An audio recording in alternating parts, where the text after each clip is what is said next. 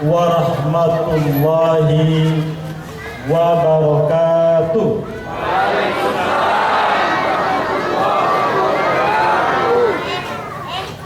Alhamdulillah,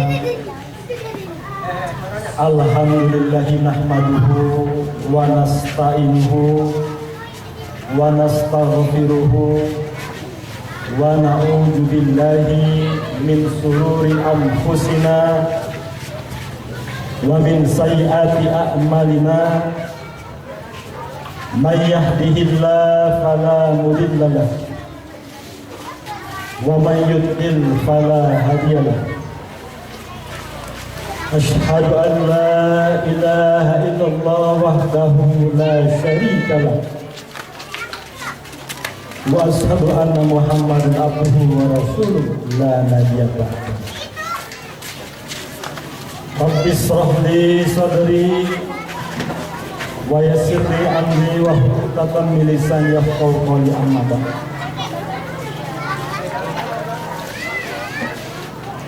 Qala ta'ala fi kitabihil karim. Bismillahirrahmanirrahim.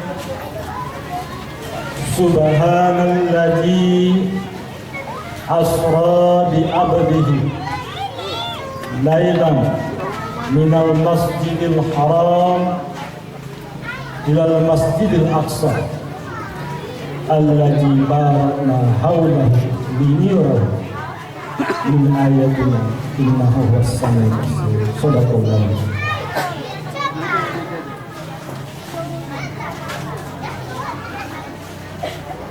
Pertama-tama terlebih dahulu, agar peringatan kita kali ini mendapatkan berkat dan rahmat dari Allah, marilah sama-sama kita hudurul qalbi Allah, hadirkan hati sama Allah sesuai instruksi Allah dalam Al-Quran. Uzkurullaha zikran katsiran, banyak-banyak ingat Allah. Qiyamau wa qu'udan, dalam keadaan berdiri dan dalam keadaan duduk sekarang. Wa ala junubikum, dalam segala keadaan. Wa la takum minal ghafilin, jangan kamu lalai, jangan kamu terlupa.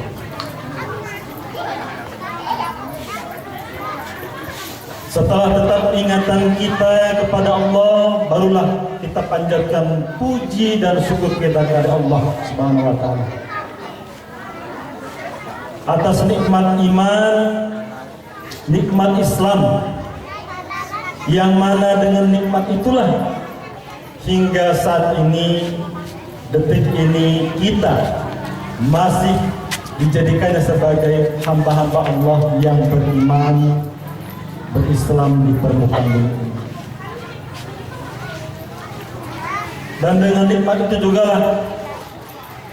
Allah masih memberikan kesehatan, keselamatan, qudrah, kelapangan waktu kepada kita, sehingga pada pagi hari yang berbahagia ini kita dapat berkumpul di halaman masjid yang tercinta ini untuk sama-sama kita memperingati Isra wal Mi'raj pada tahun ini.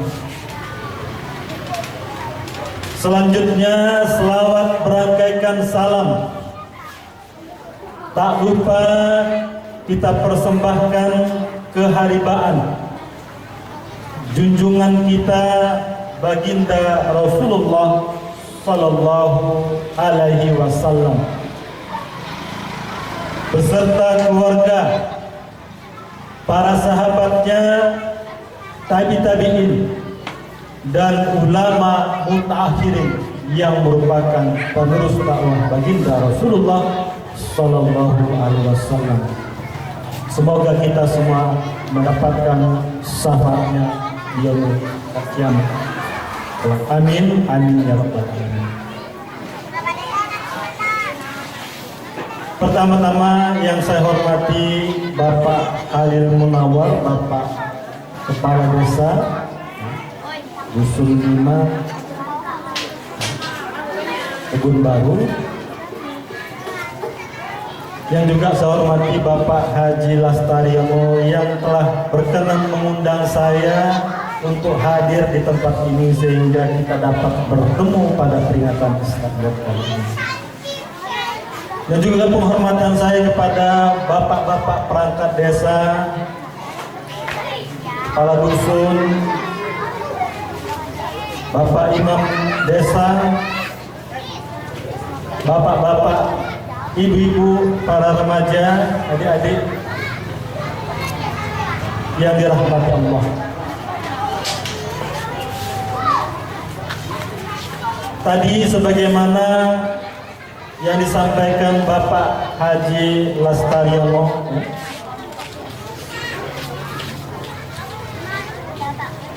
beliau mengharapkan melalui momen Isra Mi'raj ini kiranya dapat bertambah ilmu kita, terutama tadi penekanan beliau pentingnya ilmu hati tadi dalam rangka mengenal Allah. Dan inilah yang pada kesempatan kali ini akan kita bahas, ya. Hadirin Bapak Ibu yang dirahmati Allah, tadi di awal saya membacakan firman Allah, Subhanalladzi asra bi abdihi. Maha suci Allah yang telah memperjalankan hamba-Nya. Kalimat ini diawali dengan kata Maha Suci. Kenapa tidak menggunakan kalimat-kalimat yang lain seperti Maha Kuasa Allah, Maha Kaya atau sebagainya? Tetapi kalimat Maha Suci yang dipilih dalam ayat itu. Apa pelajaran yang bisa kita ambil dari situ? Artinya, kalau seorang hamba mau berhadap kepada Allah, harus mensucikan dulu jiwa. Karena Allah itu Maha Suci. Untuk menghadap yang Maha Suci, maka harus dia mensucikan dulu jiwa. Kalau belum suci jiwanya, maka Allah yang Maha Suci tidak akan berkenan berhadap kepadanya.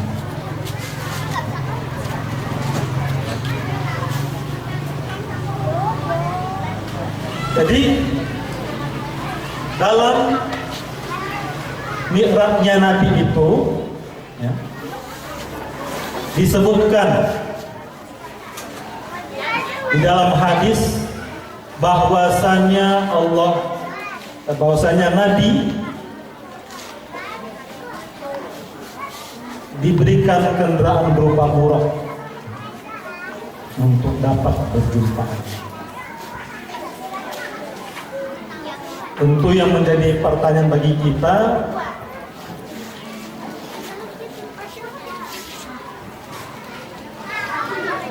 kenapa harus pakai buraq untuk jumpa Allah? Kita lihat bagaimana kisah Nabi Sulaiman yang berjumpa dengan Ratu Balqis. Ketika Ratu Balqis mau menjumpai Sulaiman, dia perintahkan kepada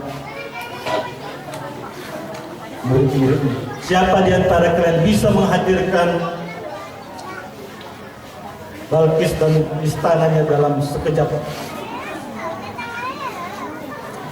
Kemudian dari tangan Jibril, saya bisa menghadirkan sebelum baginda duduk. Ada yang lebih cepat lagi, ada. Asif bin Balham, nama adik itu, dia mengatakan dalam sekedip mata bisa kuhadirkan Islam Ratu Balkis di hadapan.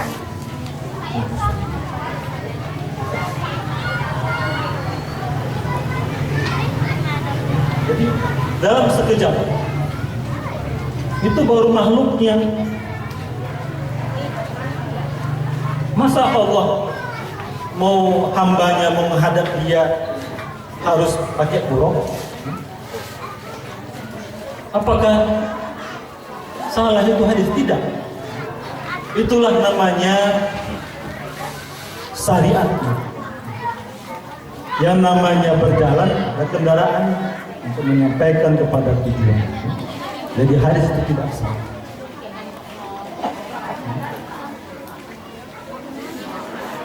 Jadi di situ disebutkan ya, dari Masjidil Haram ke Masjidil Aqsa ya. Kemudian diterapkan. Ini yang banyak pemahaman sekarang nih, dipikirnya Nabi Muhammad itu seperti naik ke ruang angkasa. Jadi kalau kita berpikir seperti itu, Allah itu di atas.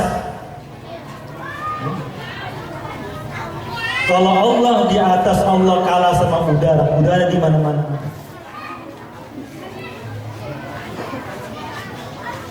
Memang ayat mengatakan Allah bersemayam di atas aras. Di atas itu kalimatnya. Tapi kalau yakin dan percaya Allah itu di atas, kenapa sholat tidak terlentang? Kita bilang ini wajah tu wajahnya lillazi fatar samawati. Kuhadapkan wajah kepada Allah yang menciptakan 7 lapis langit ini.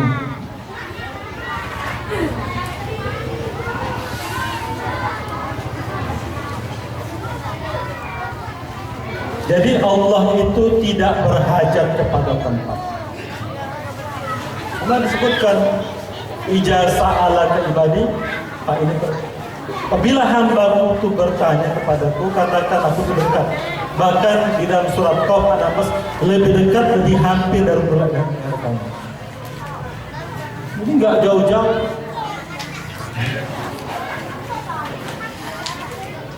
Jadi kita tidak usah mempertentangkan syariat dengan hakikat. Ya. Jadi Nabi menjelaskan dia memakai buruk, ya, begitulah syariat.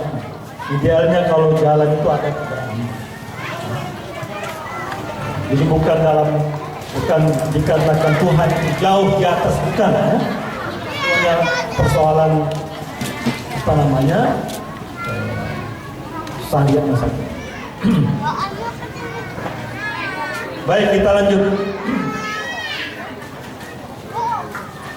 Sebelum Nabi dimi'rajkan, Nabi itu terlebih dahulu disucikan hati.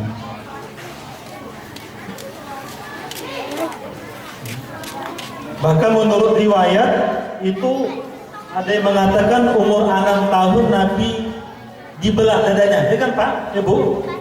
Nah, Nabi itu mengalami peristiwa pembelahan dada, dibersihkan hati. Yang menjadi pertanyaan, pakai apa itu? Pakai pisau, pakai kampak?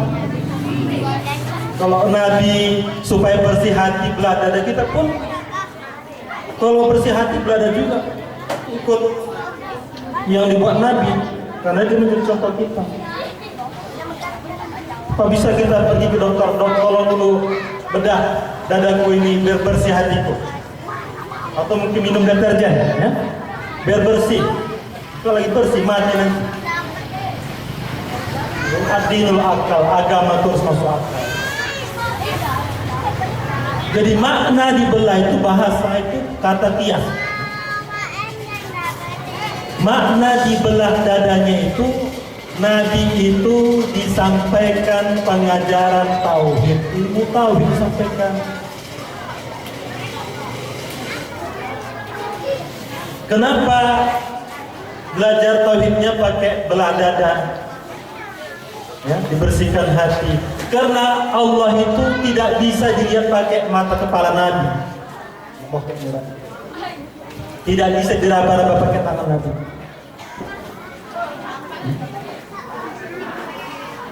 Kalau bisa Allah dilihat pakai mata kepala berarti apa? Bahar. Setiap yang bisa dilihat itu, ya, berhadir kepada bentuk, ya, dan arah. Kalau kita lihat Allah di depan, berarti Allah kan di belakang ada. Jadi baik di dunia maupun di akhirat Allah tidak bisa dipakai mata kepala. Tapi ada alatnya Allah buat. Sesuai firman Allah dalam surah An-Najm ayat 11, maka jabal fuadu maro'a. Tidak dusta, tidak bohong apa yang dilihat oleh mata. Apa yang dilihat oleh mata hati? Tidak lain daripada nur Allah yang tertanam dalam kolbu manusia itu menjadi nyawa.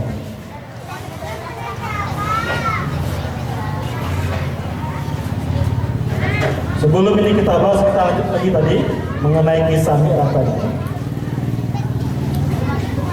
Jadi setelah dari Masjidil Haram ke Masjidil Aqsa kemudian bawah sampai kepada Sidratul Muntaha. Setelah di situ, ya ini bersama Jibril, ya. Kemudian Jibril berkata kepada Nabi, sampai disinilah aku bisa mengantarkanmu. Dari sini menghadap Allah itu urusan hanya kamu, ya, yang bisa. Jadi gurunya Jibril sudah mengajarkan ilmu bagaimana cara menyaksikan Allah tadi. Maka apa yang dilakukan Nabi sesuai gurunya, mutu qabla antan, itu matikan dirimu sebelum kau mati. Apa yang dimatikan? Matikan pandangan, pendengaran, pikiran, konsentrasi pada. Saat itu Nabi mengambil fana dan kemudian terbukalah hijab qalbu tadi, sehingga dia dapat menyaksikan Allah dengan mata hati. Ketika Nabi berjumpa dengan Allah, dia tersungkur, terharu, menangis lagi. Kemudian Allah berkata, angkat kepalamu. Setelah duduk benar Nabi itu, baru Allah berkata, puji kadin bagi Muhammad. Assalamu alayka ayuhan nabi wa rahmatullahi wa barakatuh. Selamatlah engkau wahai Nabi. Kemudian Rasul berkata, ya Allah, kenapa hanya pribadiku yang kau jumpakan aku dengannya? Bagaimana dengan umatku? Kata Rasul, sampai di puncak umat pun Rasul tetap masih memikirkan umatnya. Jadi karena permohonan Nabi, maka kemudian Allah melanjutkan, wa alaina min ibadillah sholih. Selamat bagi hamba-hamba yang soleh. Jadi hamba yang soleh tidak dapat. Itu makanya kita kalau sholat itu, ya, ke kanan itu wajib. Assalamualaikum warahmatullahi wabarakatuh. Kenapa wajib? Karena Allah membuat. Kepada siapa salam ke kanan itu ditujukan? Kepada Rasul. Assalamualaikum warahmatullahi wabarakatuh. Ayuhan. Salam ke kiri sunat. Assalamualaikum warahmatullahi wabarakatuh. Wa alaina min ibadillah sholih. Salam kepada ke kiri itu daripada hamba-hamba yang soleh. Teruskan kepada hamba yang soleh. Kalau tidak permohonan Nabi, hamba-hamba soleh termasuk wali Allah tidak dapat mengalami perjumpaan. Makanya di situ diabdihi, bukan Nabi Muhammad, hamba, siapa saja hambanya. bisa berpeluang berjumpa dengan syarat dan ketentuan yang telah ditetapkan oleh Allah dan Rasul.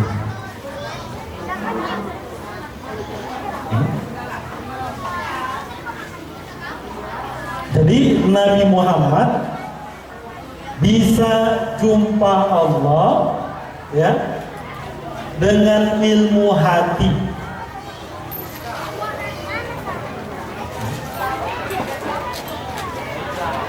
Jadi Nabi jumpa Allah dulu kan, baru menerima perintah sholat, ya kan? Ya. Kalau kita macam mana? Jumpa Allah dulu atau baru sholat? Sholat dulu ya, baru. Itu kan kalau jumpa. Nah, macam mana mau jumpa Allah? Ada yang pernah jumpa Allah di sini? Saya mau tanya Bapak Ibu sekalian, ada yang pernah jumpa Allah? Di simpang mana? Nah, kalau nggak jumpa Allah macam mana cara ingatnya? Tapi disuruh kita banyak-banyak ingat Allah. Pakai apa diingat? Ibadah. Ibadah itu belum tentu ingat. Maka lihat dalam Al-Quran itu, fawailul lil musallin, neraka bagi orang sholat. Dikasih neraka. Bukan dikasih pahala. Terus orang mau sholat tadi sudah syukur, jancam lagi. Harusnya kawin bagi orang yang sholat begitu. Ini dia sholat pun diancam lagi. Ujab Allah. Dia sholat. Kita bilang kita ingat. Macam mana cara ingat? Pakai apa diingat? Kalau ingat orang tua bisa, anak remaja ingat pacarnya, cowok bisa kan? Karena nampak ya? Setiap yang dapat dilihat pakai mata bisa diingat otak. Allah itu gaib. Macam mana cara ingatnya? Apa yang diingat? Kalimatnya alif lam lam ha. Kalau ingat kalimat berarti bertuhan kepada huruf. Terbayang huruf.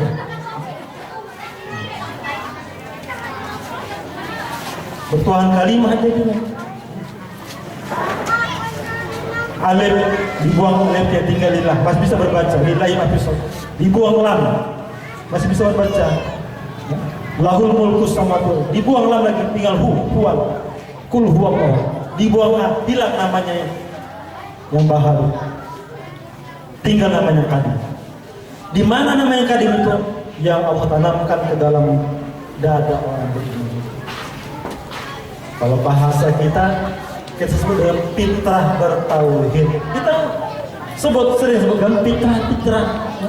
Yang mana fitrah itu nggak tahu kita. Nah, kalau tahu kita fitrah itu bisa kita gunakan itu nanti untuk zikir Allah. Disinilah kita perlunya belajar. Jadi biar tahu kita bagaimana, kita tengok dulu. Bagaimana dulu cara Nabi bertauhid? Kita bandingkan dengan bagaimana cara kita di zaman now sekarang, kalau bahasa anak gaul ya, cara bertauhidnya. Apakah cara bertauhid kita ini sudah seperti cara bertauhid Rasul? Nah, kita harus pelajari, harus introspeksi diri, terutama kita orang-orang tua. Ini bagaimana cara kita mengajarkan tauhid kepada anak kita. Tanggung jawab kita itu. Kalau anak kita itu, Bapak Ibu sekalian, tidak kita ajarkan tauhid yang benar, ya, besok gara-gara anak kita besok ke neraka kepadanya nanti.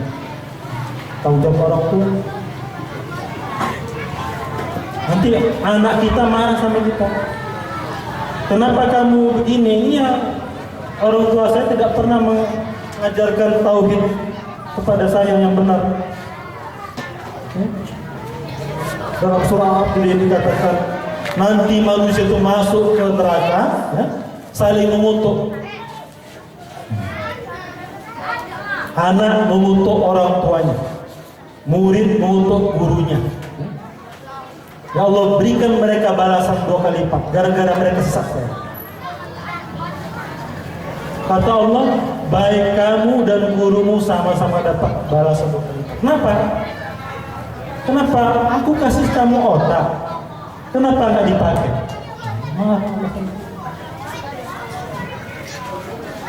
Maka dari itu ya banyak mubalik, banyak penceramah. Jadi setiap penceramah atau ustadz ataupun guru itu boleh kita ikuti ajarannya apabila telah memenuhi 3 syarat. Pertama, ajaran yang disampaikannya itu tidak boleh bertentangan dengan Quran dan Sunnah. Bicara agama ini ayat ini hadis.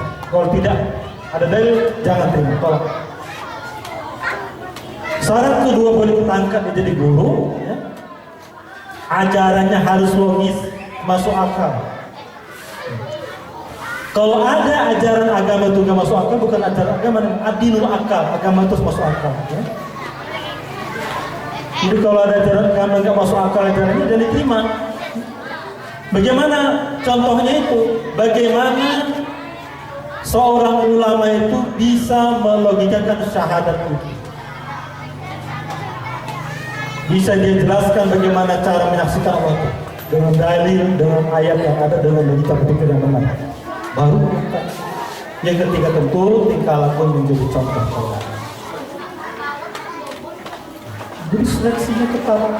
Jadi guru tauhid ya. Kalau yang ngajar teori bertauhid banyak, bertabur di mana-mana. Saya juga salah satu pengajar teori bertauhid di kampus. Kalau di kampus namanya kalam.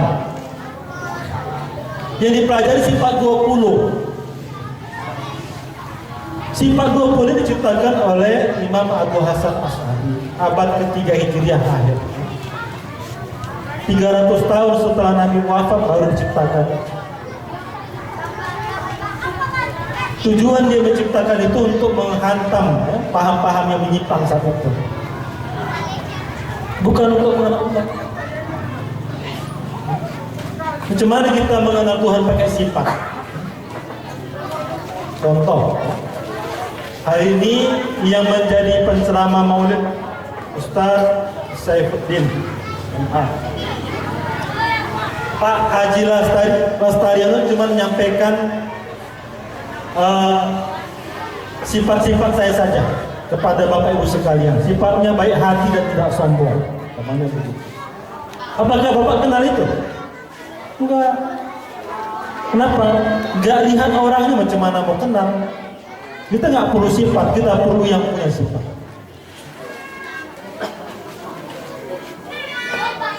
Makanya kita perlu mempelajari satu lagi yang namanya praktek bertauhid. Jadi ada teori perlu kita pelajari. Ya, sifat 20 ya, supaya mantap apa gitu pemahaman kita. Juga yang tak kalah pentingnya praktek bertauhid. Apa tujuan kita pelajari praktek bertauhid ini? Supaya kita dapat khusyuk dalam ibadah. Belajar sifat 20 gak buat kita khusyuk, sekedar kita mengakui Allah itu sebagai Tuhan. Tapi ilmu sifat 20 gak bisa buat kita khusyuk. Nanti sembahyang kita kemana-mana ingatan kita. Karena nggak dipelajari bagaimana cara khusyuk tadi. Cara khusyuk tadi dipelajari dalam praktek bertauhid. Ya. Jadi terkait dengan mi'raj ini, pelajaran yang bisa kita ambil, ya, bisa kita ambil dari peristiwa mi'raj ini. Ya. Maka tadi kan Nabi sudah sampai ke tingkat musyahadah kepada Allah ya, makrifat. Sudah menyaksikan Allah dengan mata. Kira-kira kita di tingkat mana? Maka kita lihat hadis Nabi, as-syari'atu aqwal. Syariat itu perkataanku. Wa tariqatu af'ali. Tarekat itu perbuatan. Wal hakikatu ihwali. Hakikat itu adalah keadaan. wal ma'rifatu ra'sul. Dan ma'rifat itu adalah harta kekayaan. Pertama, ya, syariat. As-syariatu aqwal. Syariat itu adalah perkataan. Kenapa syariat perkataan itu? Karena syariat itu mengatur tentang bagaimana perkataan, cara memuji Allah. Ini bacaannya, begini perbuatannya, rukuk sujudnya. Itulah yang diatur sama syariat. Jadi syariat secara bahasa itu hukum-hukum peraturan, ya, yang telah Allah tetapkan untuk dipatuhi. Syariat ini ada batasnya. Batas ilmu syariat itu, ya, sampai yang dapat dilihat dan didengar. Jadi ilmu syariat itu tahu kepada sama dan basar. Bagaimana Nabi sholat, bagaimana bacaannya dapat didengar oleh telinga. Bagaimana ruku sujud Nabi dilihat oleh mata. Sampai di situ yang bisa dilihat. Tetapi bagaimana isi hati Nabi dalam sholat itu, kehusukannya, itu kita tidak bisa. Pakai ilmu syariat untuk mengetahui. Jadi ilmu syariat itu mengatur bagaimana cara, ya, mengucap, bagaimana cara berbuat di dalam beramal ibadah. Jadi kalau bertauhid pada tataran syariat ini baru menjadikan sifat 20 sebagai cara bertauhidnya. Ya, belajar sifat 20 sampai situ saja. Ya. Jadi kalau orang pada tingkat syariat, dia berdoa, ya Allah, ya Rabbi, berikan rezekiku. Dia cuma tahu Tuhannya Allah, tapi yang disembah itu nggak tahu dia, nggak kenal dia. Hanya tahu namanya. Tuhan kita dalam sini Allah. Di mana Allah itu, bagaimana cara kita sini, nggak tahu. Maka kalau tingkat syariat ini berdoa, ya, apa yang didoanya, ya, dimintanya itu yang nampak. Ya Allah, lariskan jualanku, nampak banyak orang membeli. Ya Allah, sembuhkan anakku, nampak wajah anaknya sedang sakit. Itu diminta, itu yang nampak. Kalau yang remaja, ya Allah berikan jodohku, nampak wajah pacar. Kenapa bisa begitu? Karena belum kenal Tuhannya. Kalau tingkat syariat, inilah iman kebanyakan umat Islam. Baru sekedar mempelajari syariat, kasih bacaannya, tahu dari rukun-rukunnya, hukum-hukumnya, sebatas itu. Khusus. Kemudian tingkat yang kedua, ya, wa tariqatu af'ali, dan tarekat itu adalah perbuatan. Tarekat, tarik artinya jalan, cara, metode. Metode jalan yang bagaimana? Metode atau cara yang ditempuh oleh seorang hamba untuk mengenal Allah yang gaib itu. Jadi ada caranya, ada metodenya untuk mengenal Allah itu. Maka kita harus ikut caranya. Kalau kita nggak bertarekat, ya nggak sampai. Saya pun tadi kalau tak bertarekat menempuh perjalanan nggak sampai kemari. Kalau diam saja saya kemari. Jadi wajib saya harus bertarekat. Ya. Jadi tarekat itu jalan. Yang namanya jalan ini banyak. Ada jalan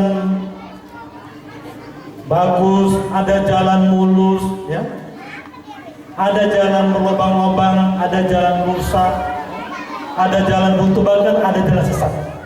Jadi orang bertarekat itu juga nggak ada jaminan dia bisa sampai kepada Allah kalau tidak menempuh tarekat ini. Maka tadi saya sampaikan, diseleksi guru pengajar tauhidnya, guru tarekat. Dan kita jangan salah pilih guru. Jadi di tingkat tarekat ini, apa yang dipelajari di situ? Jadi kalau seseorang mau menempuh tarekat itu, wajib hukumnya dia mencari pemandu, seorang guru, seorang mursyid yang dapat mengenalkan dia kepada Allah. Bila masuk kita pelajari kepada praktek bertauhid. Kalau tadi baru teori bertauhid, sifat 20 tingkat syariat kan. Kalau di tingkat tarekat ini kita belajar praktek bertauhid pada tataran awal. Macam mana praktek bertauhid yang diajarkan itu? Disinilah kita tuntutkan kepada ahli. Maka kata Allah ya dalam Al-Quran, fasa'alu ahla zikri in kuntum la ta'lamun. Tanya sama ahli zikir. Siapa ahli zikir? Orang yang ahli ingat Allah. Kalau kamu nggak tahu, karena disuruh dalam hadis awaluddin ma'rifatullah. Pertama sekali dalam agama adalah mengenal Allah. Hadis lain mengatakan la tasihul ibadatu illa bi ma'rifatillah. Tidak sah semua amal ibadah tanpa mengenal Allah. Tolak. Kenal dulu.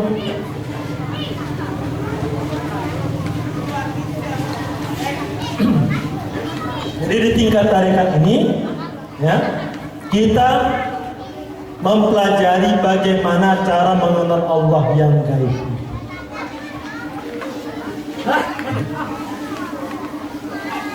Pakai apa dikenal? Pakai ilmu. Ilmu apa? Ilmu hati. Inilah tadi yang sampaikan Bapak Haji Lastari. Penting ilmu hati. Jadi kalau hati ini Bapak Ibu sekalian dapat digunakan untuk mengenal Allah, maka baguslah hati itu. Jika soluhan jasad, jika fasad. Apabila baik itu seluruh hati, maka baiklah seluruh anggota perbuatan. Apabila buruk itu hati, maka buruklah.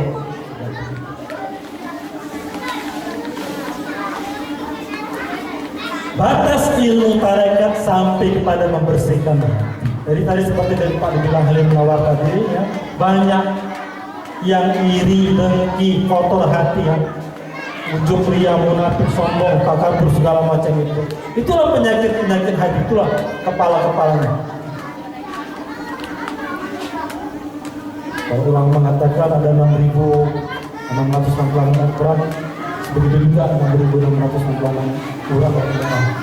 Maksudnya juga 6.666 penyakit hati tadi. Yang paling besar induk tadi adalah sombong, takabur, iri, dengki, segala macam. Bagaimana cara membersihkan hati? Hadis mengatakan, likulli sayin saqalatun. Segala sesuatu itu ada alat pembersih. Wa saqalatul qalbu zikrullah. Dan alat pembersih hati adalah ingat Allah. Kalau bisa ingat, baru bisa bersih. Kalau nggak bisa ingat, nggak bisa bersih. Jadi dalam tarekat itu, ya, ini biar mungkin yang belum belajar biar tahu, dipelajari bagaimana cara menggunakan qalbi itu untuk berzikir kepada Allah, sehingga otak kita ini bisa kita gunakan untuk ingat Allah. Tugas guru memberitahu di mana ini. Ada apa dalam hati? Sebutkan dalam hadis, banaitu fi jawfin ibnu Adam qasran. Aku bangun suatu mahligai di dalam dada anak. Dan itu ada 7 lapis, ya. Lapis pertama disebut sudur, dada. Lapis kedua dibelah lagi baru jumpa kolbu. hati. Kalau bahasa kedokteran jantung, itulah kalau menenangkan. Tapi yang dikaji di sini bukan yang segumpal daging itu, bukan ini yang abstrak, yang di dalam hati keluarga. Kalau dibelah hati tadi, disingkap lagi ke dalamnya, maka akan kita jumpa lapisan selanjutnya yang bernama sahfah. Sahfah itu apa? Kotoran. Jadi ada hati gitu, ada kotoran. Itulah tadi kenapa kita punya iri dengki segala macam tadi. Dibelah tadi sahfah tadi, maka menjumpa namanya fuad, mata hati. Ini mata hati nih Pak, Bapak Ibu sekalian, kalau dibuka, Allah berkenan membuka mata hati kita, nggak ada yang salah pilih Tuhan Pak. Semua orang di muka bumi ini akan beriman kepada Allah kalau dibuka. Tapi Allah tutup itu dengan takdir. Kalau kita dengan ditutup itu masih dapat kita bertauhid kepada Allah, dapat kita mengenal Allah, maka layak kita diganjar dengan surga. Tugas kita ini tugas para guru, menyerukan dakwah, mengajak supaya sadar kita bagaimana cara bertauhid yang benar. Jadi fuad tadi dibelah lagi, ada nanti jumpa nur, cahaya.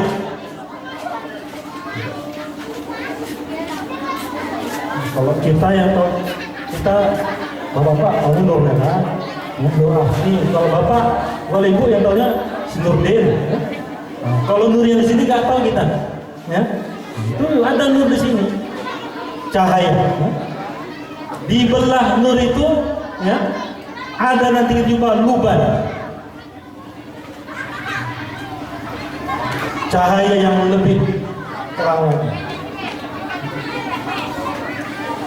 Dibelah lagi itu, ya, nanti jumpa sir. Apa sir? Sir itu rahasia.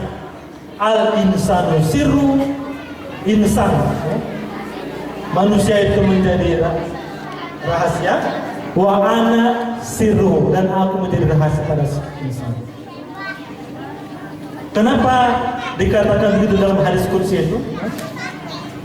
Karena Allah menanamkan, ya, nur itu menjadi nyawa bagi manusia dan menjadi alat baginya untuk dia mengingat Allah. Jadi kerja sir itu apa? Kerja sir itu senantiasa ada bertasbih kepada Allah, memuji. Itulah yang harus kita gunakan, itu kita pakai untuk dapat. Jadi kalau kita sudah dapat kita mengetahui sir dan menggunakan sir itu yang dalam kolbi, yang kalau dalam bahasa apa ini, dua jari di bawah susu yang tinggi, ya. Maka kenapa kita lipat tangan di situ waktu sholat? Jadi sir itu, itulah yang senantiasa menyebut nama Allah yang kadim. Nama Allah itu kadim, la harfun wala sautun, gak berhuruf, gak bersuara. Kalau namanya yang baharu, Allah, la ilaha illallah, itu nama yang baharu. Bisa disebut pakai lisan. Setiap yang bisa disebut pakai lisan jatuh hukumnya kepada sifat memuji. Memuji perkataan lisan, baharu. Tapi nama Allah yang kadim itu tidak bisa disebut pakai lisan. Kenapa? Enggak bersuara. Yang dapat menyebut itu hanya sir yang sudah Allah tetapkan kerjanya. Jadi kalau orang yang berilmu itu Pak, sambil makan bisa ingat Allah, sambil bicara bisa ingat Allah, sambil bekerja bisa ingat Allah, sambil masak ibu-ibu bisa ingat Allah, yang remaja sambil belajar bisa ingat Allah, terus dapat pahala di mana saja kapan saja. Karena sudah punya ilmu, sudah tahu kita memfungsikan kolbi kita tadi. Kalau nggak punya ilmu repot. Perintahkan Allah, uzkurullaha dzikran katsiran, banyak-banyak ingat Allah. Qiyamau dalam keadaan berdiri, wa qu'udan dalam keadaan duduk, wa ala junub dalam segala keadaan, mau bicara, mau duduk, mau bekerja, mau di pasar, mau belajar, suruh ingat Allah. Jadi kalau ingat Allah itu kata Ustaz ya, subhanallah, Allah akbar, la ilaha illallah, praktekkanlah. Ya? Kemana mau belanja? Subhanallah, subhanallah, subhanallah. Mau ke pasar, subhanallah, subhanallah. Gila ibu. Ya kan? Praktekkan. Sambil bicara pun juga harus ingat Allah.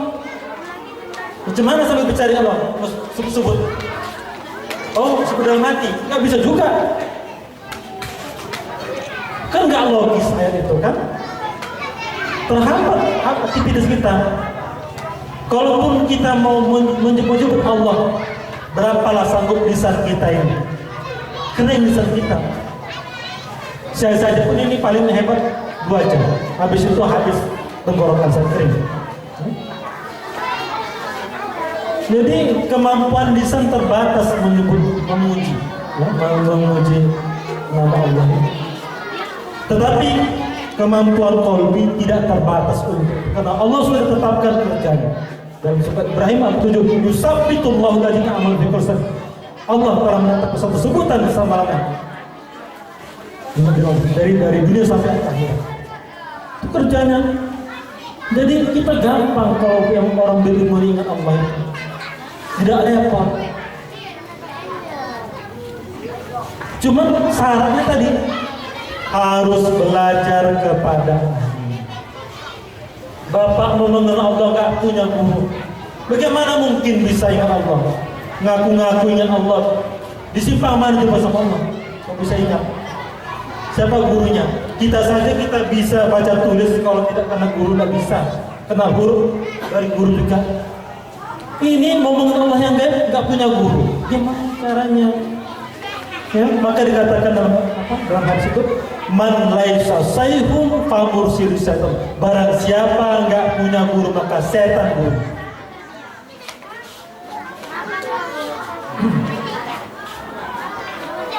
Jadi dalam bertauhid itu Pak harus ada guru. Maka tadi dikatakan dalam hadis, kun ma'allah, sertakan dirimu kepada Allah. Wa ilam takun ma'allah, kalau kamu belum dapat beserta Allah, belum dapat mengenal Allah, fakun ma'aman kana ma'allah, maka sertakan dirimu kepada orang yang sudah kenal Allah, yang sudah serta Allah.